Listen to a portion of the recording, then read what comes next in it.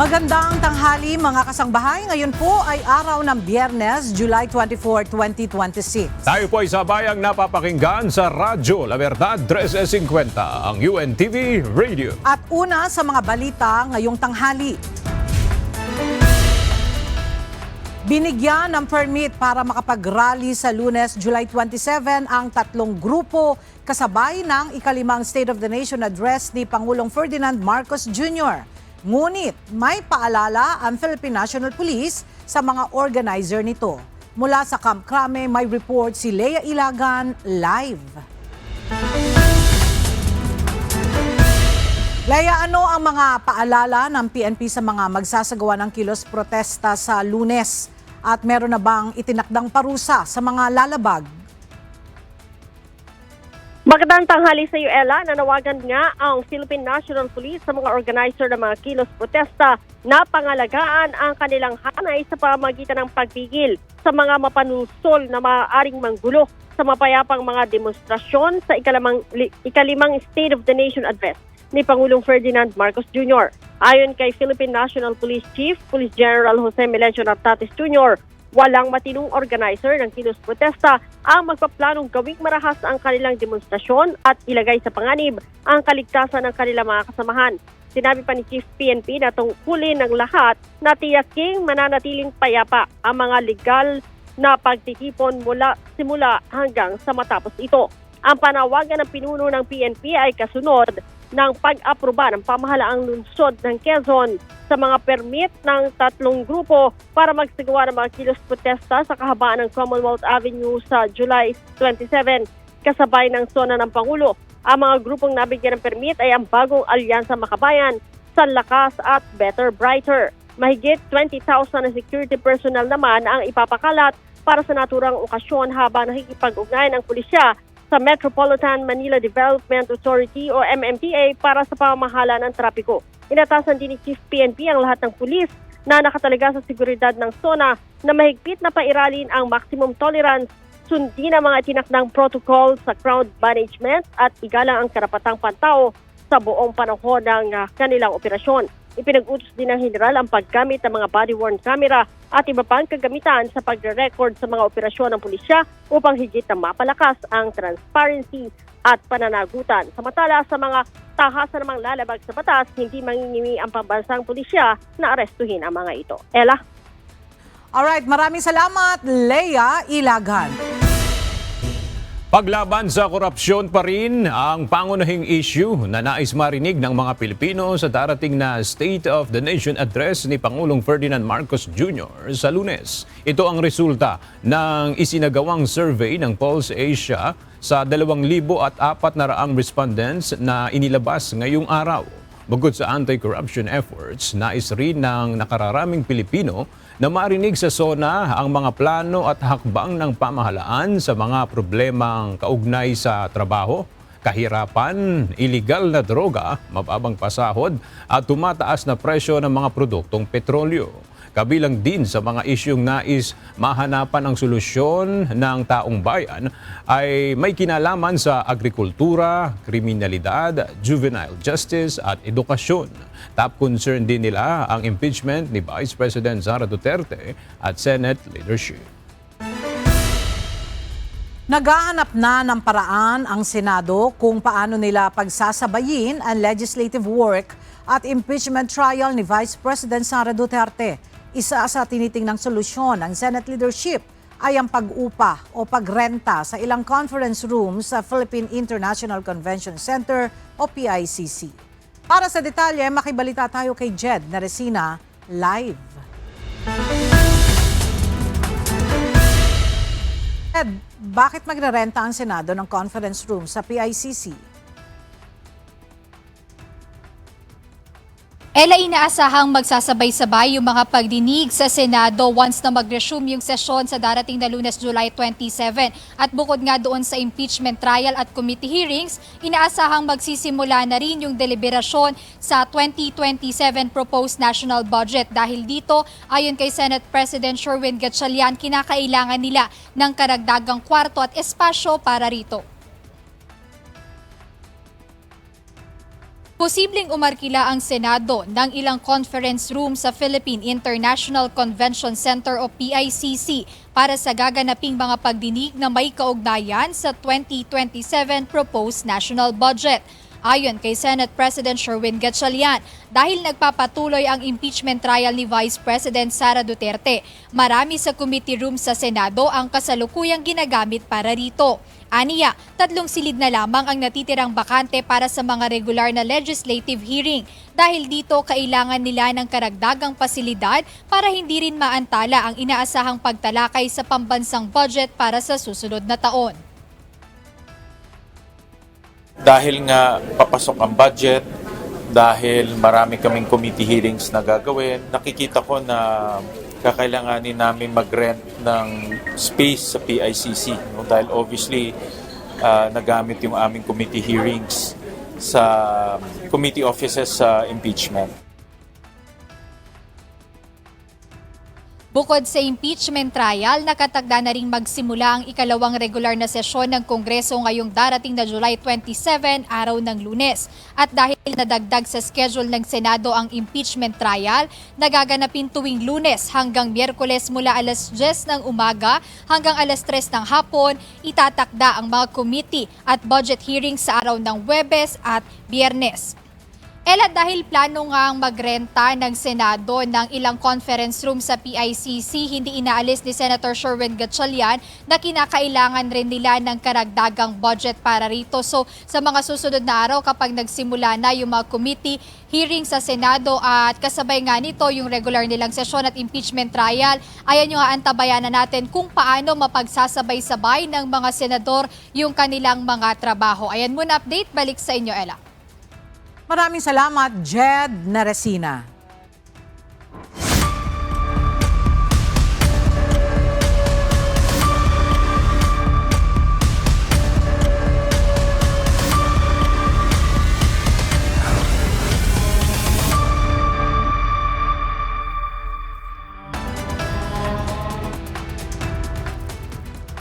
Inaasahang magsasabay-sabay ang impeachment trial at ang mga regular na pagdinig sa Senado sa mga susunod na araw. Dahil dito, inaayos na nina Senate President Sherwin Gatchalian ang magiging sistema nila kapag nangyari na ito. Narito ang ulat ni Jed Neresina. Malaking hamon ngayon para sa Senado ang pagsabayin ang impeachment trial ni Vice President Sara Duterte at kanilang trabahong lehislatibo. Ayon kay Senate President Sherwin Gatchalian, hindi maaaring mapabayaan ng Senado ang kanilang regular na trabaho, gaya ng pagsasagawa ng committee hearings. It's going to be a challenge, honestly. Kagaya ngayon, may nagkaroon ng 2 hearing. On the average, isang hearing is about 4 to 5 hours. No? So, ang budget hearing, minsan tumatagal pa. So, it's really going to be a challenge. At dahil nagpapatuloy pa ang paglilitis sa pangalawang Pangulo, nagagamit aniya ang karamihang committee rooms ng Senado kung saan isinasagawa ang mga pagdinig. Bukod dito, nalalapit na rin ang schedule ng budget hearings, kaya nagpaplano na sila SP Gatchalian kung paano mapagsasabay-sabay ang mga ito. But I'll work with the chairman, no, si Senator JV, kung paano natin i-schedule mabuti. Kaya isa sa mga tinitignan namin para sabay-sabay nag-hearing, magrenta ng committee rooms sa PICC. Dahil dito, hindi inaalis ng senador ang posibilidad na mangailangan sila ng karagdagang budget para makapagrenta ng lugar kung saan maaaring ganapin ang budget hearings kapag nagsimula na ito. Kaugnay nito, ibinahagi ni Senate President Gatchalian na napag-usapan na rin naman nila ang schedule para sa mga pagdinig. Kausap ko yung mga senators, so we're planning to hold committee hearings and budget hearings Thursdays and Fridays. Habang ang araw ng Lunes, Martes at Miyerkules ay nakalaan naman sa impeachment trial at regular na sesyon ng Senado. Jed Neresina, UNTV News and Rescue. Diyos ang aming sandigan, serbisyo publiko ang aming pinahahalagahan. Target ng House Prosecution Team na magkaroon ng mas maikling pagtalakay sa umunoy confidential funds misuse ni Vice President Sara Duterte sa impeachment trial. 31 trial dates ang paunang hiling ng panel sa Senate Impeachment Court para maipresenta ang bulto ng mga documentary evidence at mga testigo laban sa Vice Presidente. May report si Rosalie Coz. Mas maikling trial dates ang target ng House Prosecution Team para maipresenta ang mga documentary evidence at testigo nito laban kay Vice President Sara Duterte kaugnay ng umano'y maling paggamit ng nasa 612.5 million pesos na halaga ng confidential funds. Sa Miyerkules, July 29 na uumpisahan ng prosekusyon ang paghaharap nito ng mga witness ng mga dating branch manager ng Land Bank of the Philippines. Kaugnay ito ng ginawang withdrawal ng confidential funds. Ayon kay House Prosecution Team, legal spokesperson at isa ring private prosecutor na si Attorney Benjamin Tolosa Jr., target nilang mapaikli ang trial dates para sa article na confidential funds misused. 31 araw ang una nilang hiling sa Senate Impeachment Court para rito. Pero tulad ng ginawa namin dun sa article on grave threats na pinaiksi namin yan, pinagsisikapan din namin gawin yon para lalong mas mapabilis ang paglilitis nito. So kapag meron ding mga bagay na na-cover na ng mga previous witnesses, no, at ito din naman ang magiging intended testimony ng other witnesses, pwede na din namin i-dispense ang presentation ng witnesses na yun. 6 na araw ang ginugol ng prosekusyon sa pagpresenta nila ng 3 testigo para sa article na assassination plot, grave threats at inciting to sedition. Giit ni Attorney Tolosa, nais din nilang mapabilis ang proseso nang hindi na isasakripisyo ang tibay ng kanilang mga ebidensya. Pare-pareho tayo ng gusto ng public, ng impeachment court, kami rin, na matapos itong paglilitis na to sa mas mabilis na panahon. Sa unang article na ipresenta ng prosekusyon na grave threats at inciting to sedition, nagsagawa ng direct examination sa kanilang mga testigo si Private Prosecutor Attorney Amando Virgil Ligutan, gayon din si Lead Public Prosecutor Jervin Luistro. Magiging ganito rin ba ang aasahan sa House Prosecution Team sa mga susunod na articles of impeachment? Freestyle, no? So wala namang kaming specific format na ino-observe or fina-follow. It can be entirely private prosecutors so long as they are under the direct control and supervision of the public prosecutors. It can be entirely public prosecutors as well, no? Siguro, let's charge it to team effort regardless of kung sinong nakikita nyong tumatayo sa podium. Ultimately, effort yan ng buong impeachment team ng House. Sa ngayon, tikom pa ang bibig ng prosekusyon sa kung sino ang magpepresenta at magsasagawa ng direct examination sa unang 3 testigo nito laban kay VP Duterte kaugnay ng confidential funds misuse. Rosalie Coz, UNTV News and Rescue. Diyos ang aming sandigan, serbisyo publiko ang aming pinahahalagahan. Hindi kaya ng budget ng Senado na tugunan ang hiling ng Office of the Vice President na sagutin ang pagkain at inumin ng kanilang defense team, staff at mga testigo sa impeachment trial. Ayon kay Senate President Sherwin Gatchalian, may prioridad nito o mas prioridad nito ang budget para sa mga hearing. Nakalaan din anya ang budget ng Senado sa posibleng pagrerenta nila ng ilang pasilidad sa PICC dahil nagagamit na sa impeachment trial ang ilang mga session at committee rooms. Decision na yan ng management ng Senado kung papayagan o hindi. But it's a basic issue of budget no? Dahil nga hindi kaya ng budget dahil mayroon tayong ibang gastusin. But we have to prioritize of course yung budget hearings at committee hearings. We cannot afford it, in short. Kumpiyansa si House Speaker Faustino Boji D. III sa kakayahan ng Senadong pagsabayin ang tungkulin bilang impeachment court at legislative work. Ginawa nito ang pahayag ilang araw bago ang nakatakdang pagsisimula ng Senado ng regular session ng 20th Congress. Giit pa nito, handa ang Kamara na makipagtulungan sa Senado sa pagpasa ng mahalagang panukalang batas. May kumpiyansa po kami na may kakayahan ang Senado sa pagsabayan ng kanilang mga constitutional duty bilang impeachment court at ang kanilang tungkulin bilang mga mambabatas. Inaasahang po nating magkakaisa ang dalawang kapulungan upang manatili po ang momentum ng ating legislative agenda. Inilunsad ng National Bureau of Investigation o NBI ang Task Force Kashkao upang imbestigahan ang umano'y mga irregularidad sa pagdaraos ng 2019 Southeast Asian Games. Naglabas na ng mga sabina ang ahensya laban sa 7 individual. Nakikipag-ugnayan na rin ito sa Commission on Audit o COA at Bureau of Internal Revenue o BIR para sa mga kaugnay na dokumento. Samantala, ipinahayag ng Philippine Southeast Asian Games Organizing Committee o PhysGOC na bukas ito sa anumang investigasyon. Iginiit nito sumailalim sa independent audit at ganap na na-liquidate ang mahigit 2 bilyong pisong pondo batay sa sertipikasyon ng Philippine Sports Commission. Pinagpapaliwanag ng Sandigan Bayan 3rd Division ang kampo ni Senator Rodante Marcoleta kung bakit hindi dapat ito mapasailalim ng preventive suspension bilang kasalukuyang miyembro ng Senado. Binigyan ng 10 araw ang senador upang isumite ang kanyang tugon.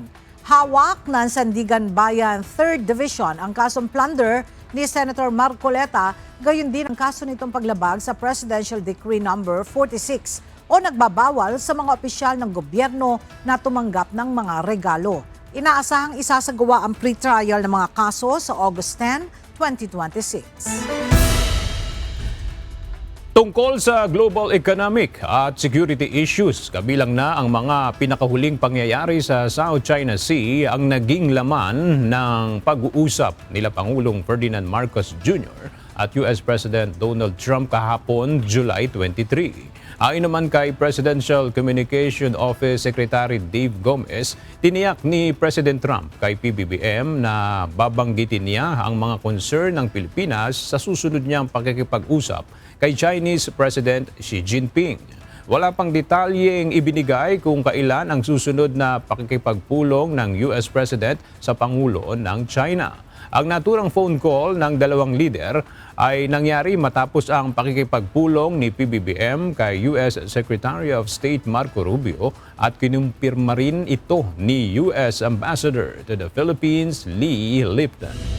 Ilang araw bago ang kanyang State of the Nation Address o SONA, nag-ikot ngayong umaga si Pangulong Ferdinand Marcos Jr. sa probinsya ng Pampanga.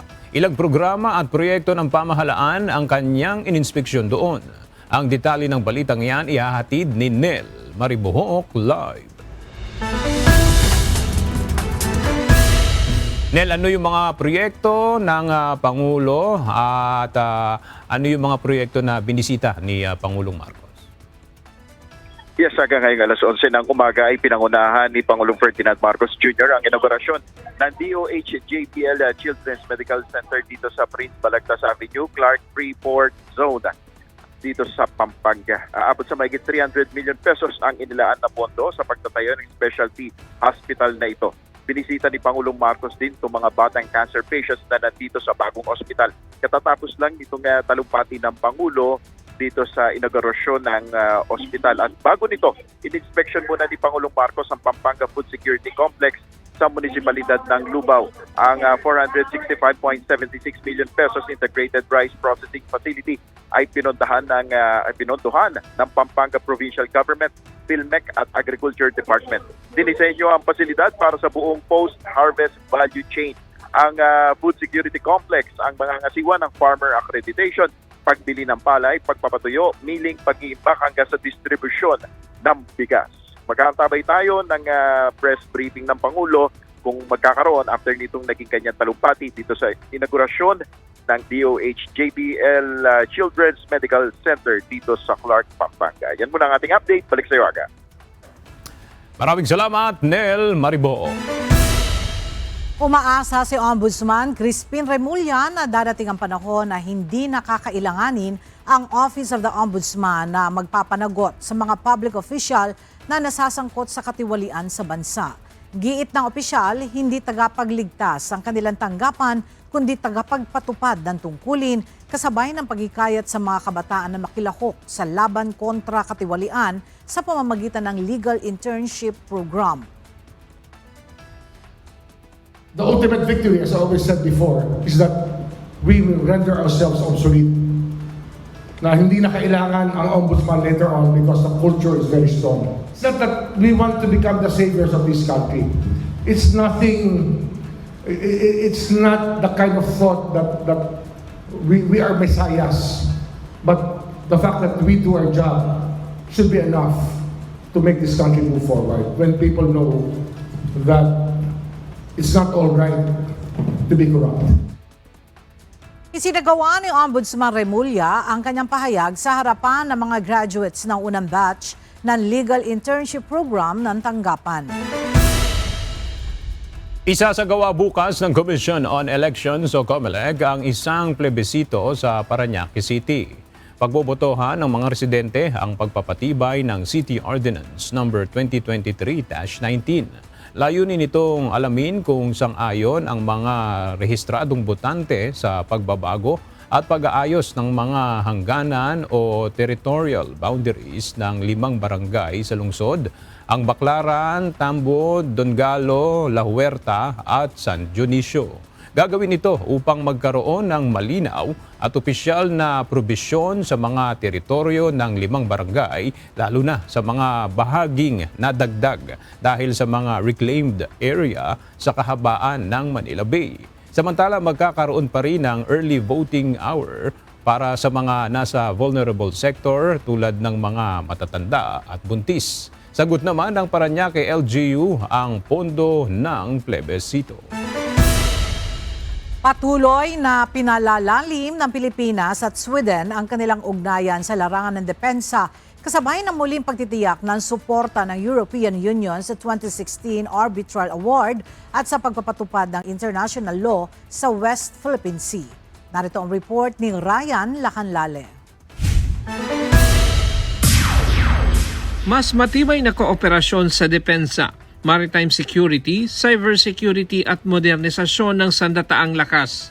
Ito ang naging pangunahing bunga ng bilateral defense ministerial meeting ni na Defense Secretary Gilberto Teodoro Jr. at Swedish Defense Minister Paul Jonsson sa Maynila kahapon.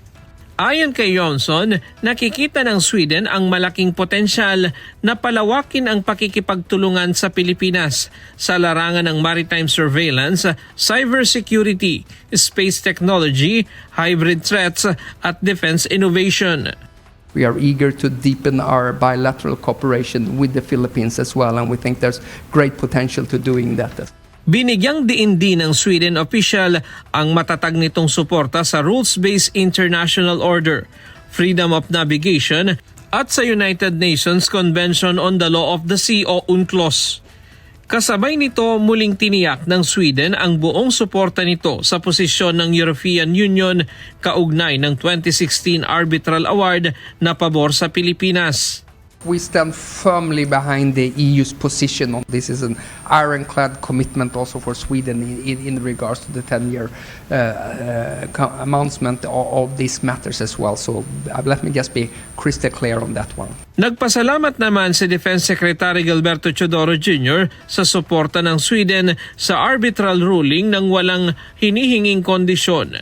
Ayon sa kalihim, napagkasundoan din ng dalawang bansa ang ilang konkretong hakbang para higit pang mapalalim ang defense cooperation, kabilang ang pagpapalitan ng classified information, civil defense, cybersecurity at cognitive warfare. We have agreed on several concrete steps which the public will know when appropriate, and I'm sincere in this. Muli ring kinumpirma ng Department of National Defense ang interes ng Pilipinas sa mga alok ng Sweden para sa defense modernization, kabilang ang Saab Gripen fighter aircraft. Pero ayon kay Secretary Teodoro, hindi lang basta client o mamimili ang nais maging papel ng Pilipinas, kundi isang partner sa co-production at research and development ng defense industry. A modernization program is a must. The sooner we the sooner we confront the pain necessary on financial terms for doing this, the faster our resilience becomes, because delay only means more cost and less resilience for our people.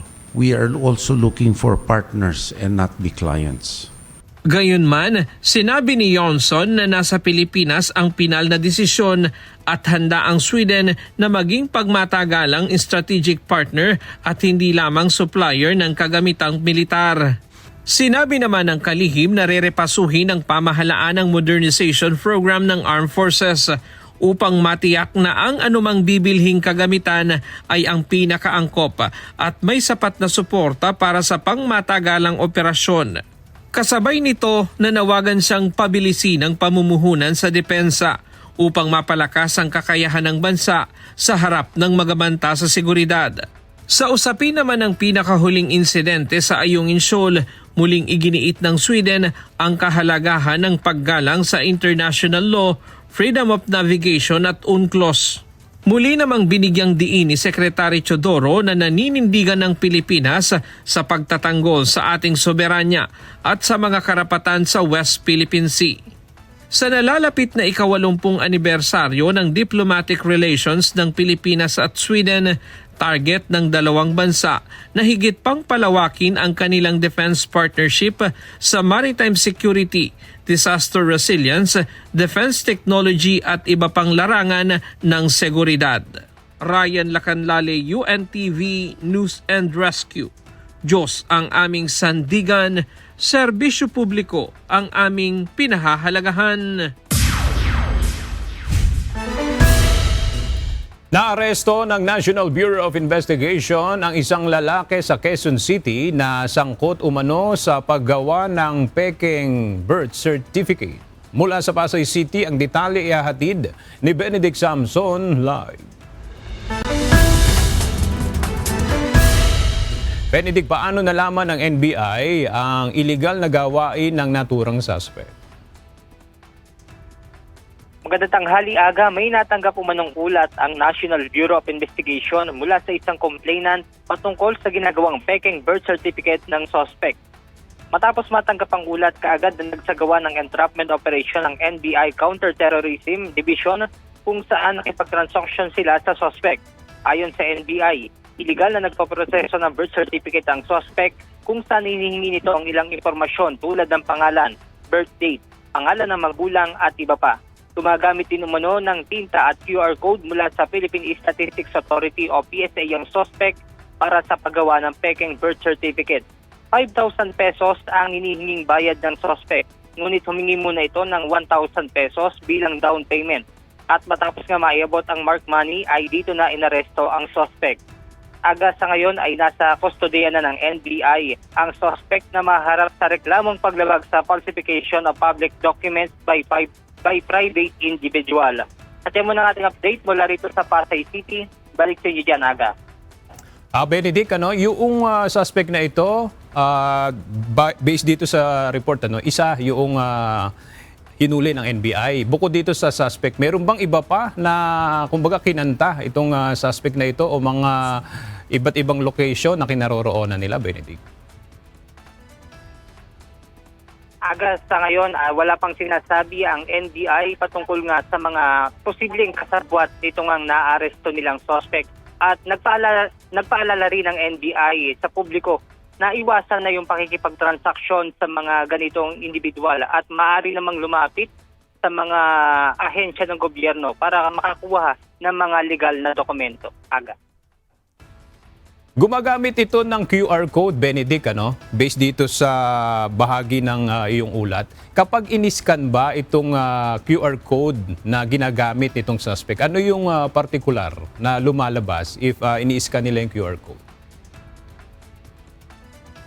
So aga yan yung ating aalamin mamaya kung makakahingi tayo ng panayam dito nga sa NBI Counter-Terrorism Division.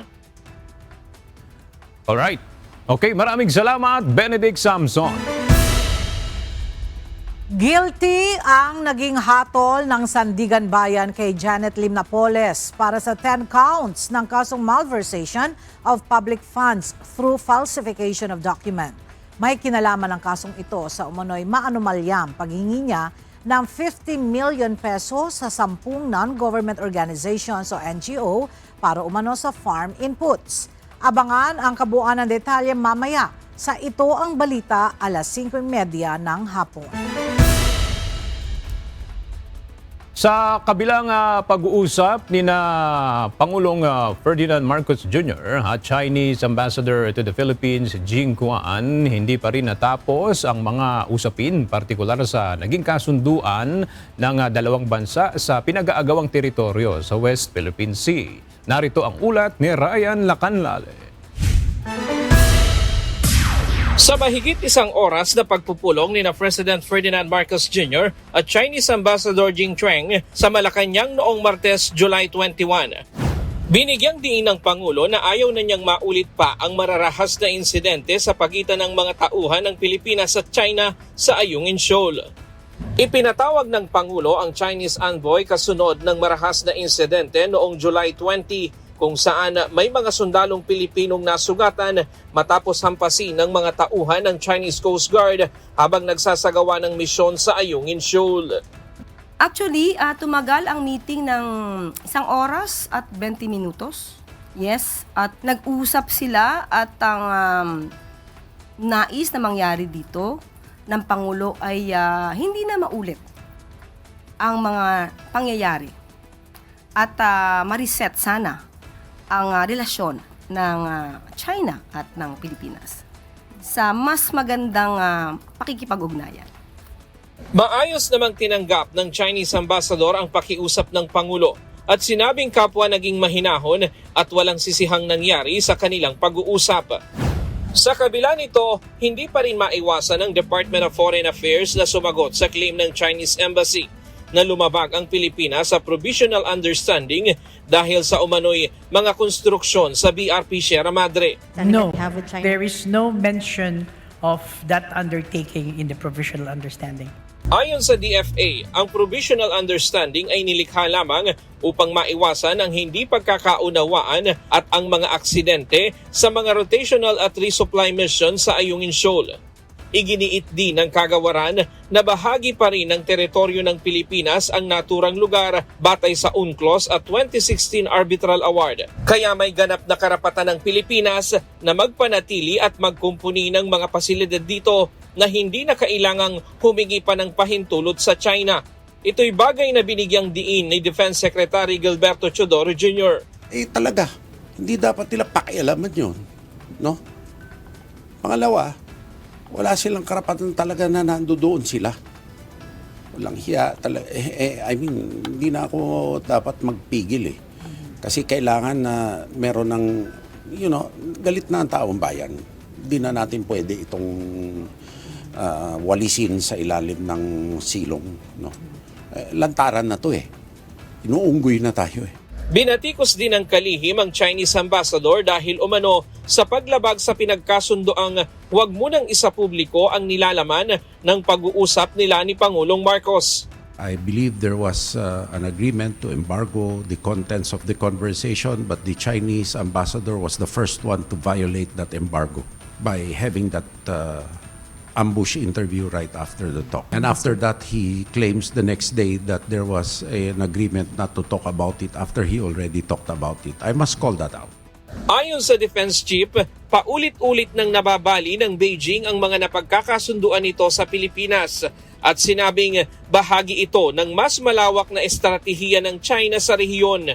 Sa kabila ng panawagan ni Pangulong Marcos na maibalik sa mas maayos na direksyon ng ugnayan ng Pilipinas at China, nananatiling matatag ang posisyon ng pamahalaan na ipagtanggol ang soberanya at mga karapatan ng bansa sa West Philippine Sea. Ryan Lacanlale, UNTV News and Rescue. Diyos ang aming sandigan, serbisyo publiko ang aming pinahahalagahan. Muling gumamit ng water cannon ang China Coast Guard laban sa mga barko ng Philippine Coast Guard at Bureau of Fisheries and Aquatic Resources habang nagsasagawa ng lehitimong maritime operations sa karagatan ng Bajo de Masinloc kaninang umaga, July 24. Ayon sa Philippine Coast Guard, target ng operasyon ang pagpapatupad ng kadiwa ng bagong bayaning mangingisda program na naglalayong maghatid ng fuel subsidy at iba pang supply sa mga Pilipinong mangingisda. Gayon din ang pagtiyak sa kanilang kaligtasan sa tradisyonal na pangisdaan. Bandang alas 6:26 ng umaga, unang binomba ng tubig ng China Coast Guard Vessel 3107 ang BRP Cape San Agustin. Sinundan ito ng sunod-sunod na water cannon attacks at mapanganib na maniobra laban sa mga barko ng BFAR, kabilang ang BRP Datu Paduhinog at BRP Datu Kabaylo. Naiulat din na isang Chinese Maritime Militia vessel ang nagsagawa ng mapanganib na kilos na maaaring magdulot ng panganib sa paglalayag ng BRP Datu Sumakwel. Ito na ang ikalawang araw na binobomba ng water cannon ng CCG ang mga barko ng Pilipinas. Sa kabila ng mga insidente, sinabi ng PCG na ligtas ang lahat ng tauhan at ipinagpatuloy ng mga barko ang kanilang misyon bilang suporta sa mga Pilipinong mangingisda. Mariing kinondena ng Philippine Coast Guard ang umano'y iligal, mapanganib at agresibong aksyon ng China Coast Guard at iginiit na bahagi ng teritoryo ng Pilipinas ang Bajo de Masinloc at may karapatan ang mga Pilipinong mangingisda na mangisda roon alinsunod sa 2016 Arbitral Award at sa international law.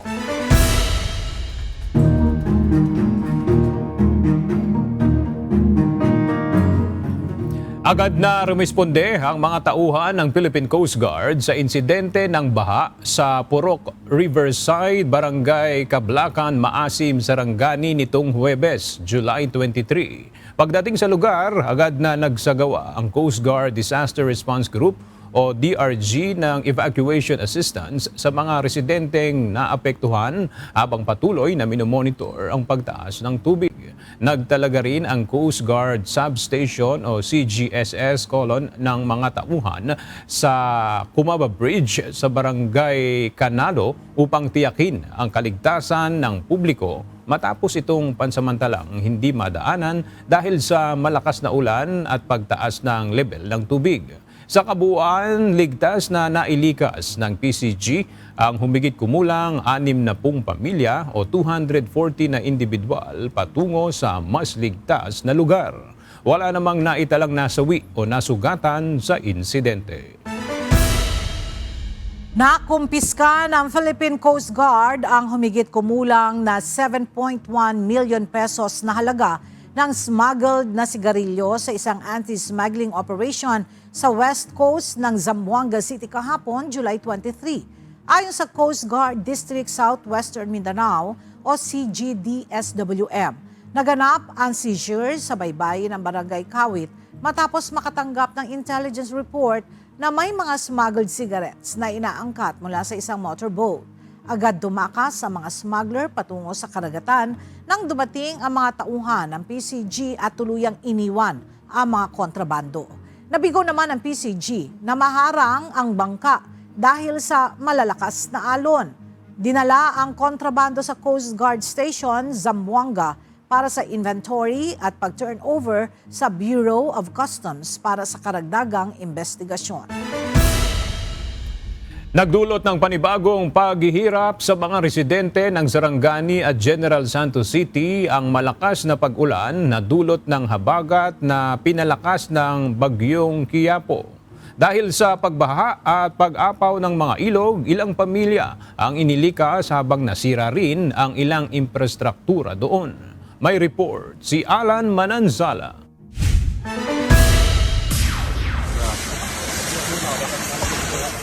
Sa Sarangani, nalubog sa baha kahapon ang ilang mga lugar sa lalawigan ng Sarangani matapos ang naranasang malakas na pag-ulan na dulot ng bagyong Quiapo at epekto ng habagat. Sa video na ito, kita ang mabilis na pagragasa ng tubig na kulay putik na pumasok na sa mga bahay.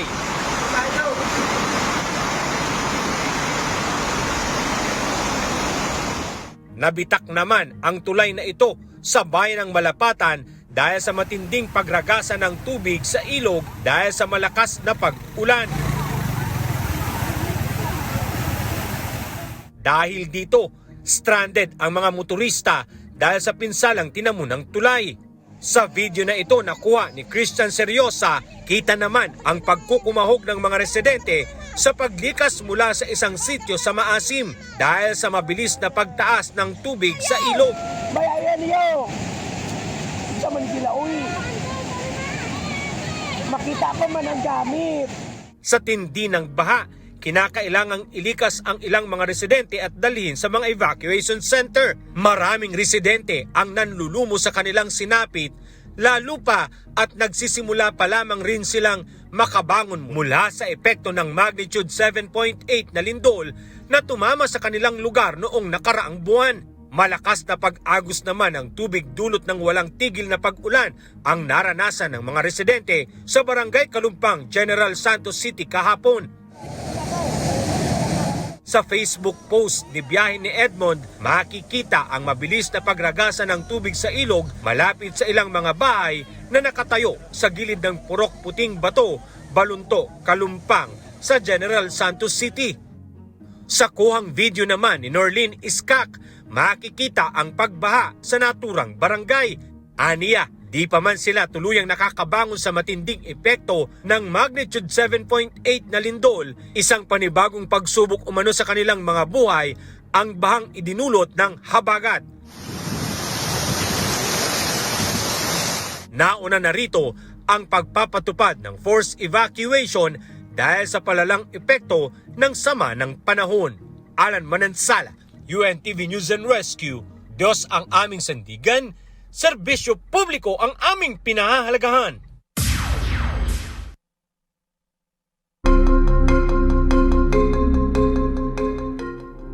Nagpatuloy ng bagong airstrikes ang US forces laban sa mga military targets ng Iran nitong Huwebes 5:30 p.m. Eastern Time sa utos ni US President at Commander-in-Chief Donald Trump. Layunin ng misyon na higit pang pabagsakin ang kakayahan ng Iran na magbigay panganib sa mga civilian mariner at commercial vessels sa rehiyon. Mula nang muling ipatupad ang naval blockade laban sa Iran, 9 na araw na ang nakalilipas, nakapag-redirect na ang US forces ng 12 commercial vessels at nag-disable ng isa pang barko upang hindi makapasok o makalabas sa mga Iranian port at coastal areas. Target ng mga strike ang Islamic Revolutionary Guard Corps upang panagutin ang Iran at bawasan ang banta sa commercial shipping. We're doing very well against the Islamic Republic of Iran.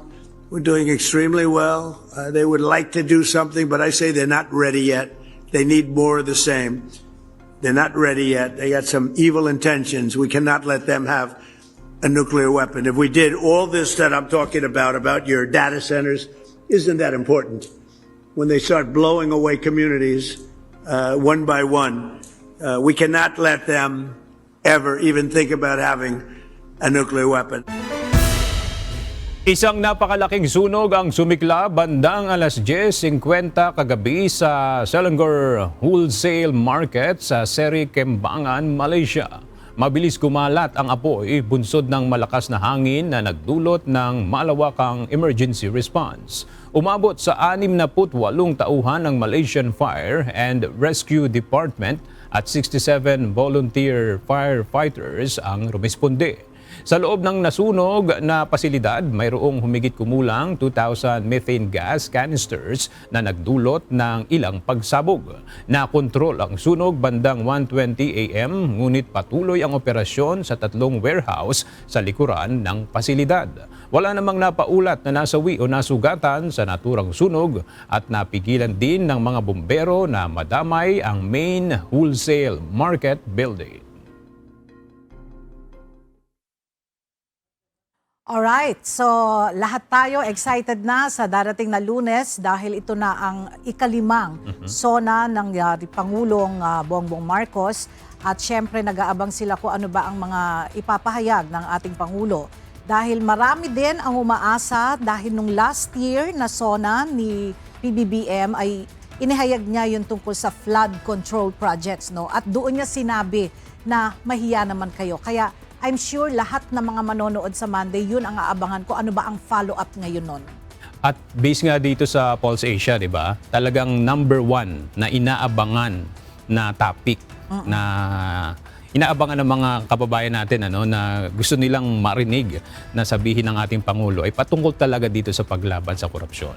At yan na nga yung may kaugnayan doon sa binanggit mo kanina na flood control issues. At kapansin-pansin, di ba? From nakaraang SONA ng Pangulo, mula nung sinabi niya yun, talagang nakita natin kung paano umusad itong flood control, corruption tungkol dito sa flood control, di ba? Oo, at alam kong babanggitin muli yan sa Lunes. At isa pa sa mga aabangan natin, yung tungkol sa, kasi binanggit din niya last year, yung tungkol sa kuryente. Dahil sobrang taas na ngayon ng kuryente, sana mabanggit yun ni Pangulong Bongbong Marcos. At isa pang aabangan natin dito, kung ilan kaya ang magiging palakpak at yung standing ovation ni PBBM. Dahil nung last year, kung hindi ako magkakamali, ang palakpak nito ay 124 at 2 ovation, standing ovation. Nagtayuan talaga yung mga tao. At ito nga yung tumayo sila dahil doon sa sinabi ni PBBM na mahiya naman kayo. At isa sa aabangan natin at dapat ihanda rin ng ating mga kasangbahay, yung traffic. Sa Lunes. Dahil ikaw ba sa Lunes, area, nasan ka ba? Doon ka ba sa mismo sa house mismo? Bali, so mag-isa ulit ako dito. By Monday, dito ka sa studio and yung team natin, kasama ang inyong abang lingkod, doon tayo mag-i-start nitong ating CNews. Doon tayo location natin. At abangan din natin, siguradong babagitin niya yung 20 pesos na presyo ng bigas. Sana mas marami pang mabiyayaan ng ganong presyo ng bigas sa kadiwa, no? Kaya ngayon nga yung binabanggit ng Pulse Asia, yung agricultural issues, trabaho, yan, mga tungkol doon sa kabuhayan. Yan yung mga issue na tinatawag na malalapit sa bituka ng ating mga kababayan, di ba? Kaya abangan po natin yan. Sabay-sabay tayo, no? Panoorin natin ito sa Monday. Pagkatapos ng CNews, abangan na po natin.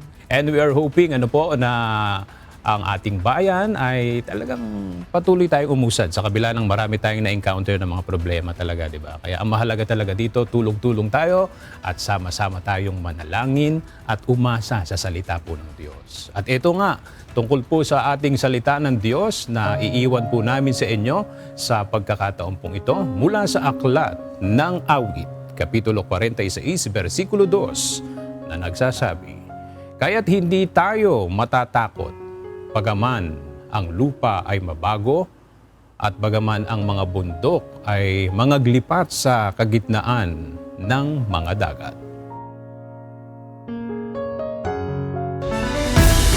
At yan ang mga balitang aming tinutukan at inaksyonan dahil sa aming pagbabalita, una ang pagtalinga sa kapwa. UNTV CNews, may balita saan mang panig ng daigdig. At dito sa UNTV, Diyos ang aming sandigan, serbisyo publiko ang aming pinahahalagahan.